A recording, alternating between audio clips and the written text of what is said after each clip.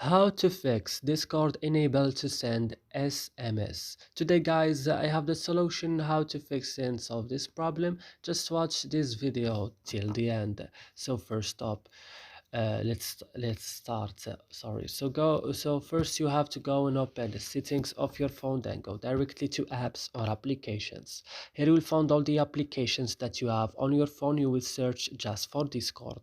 When you found Discord, just open it like this and go to storage. On storage, go to clear data, click OK and go back and click on force stop and click OK. And don't forget the last things is going to Play Store and updating your Discord again. And that's it. I hope this video is helpful for you. Don't forget to like, also subscribe in our channel. See you in another video.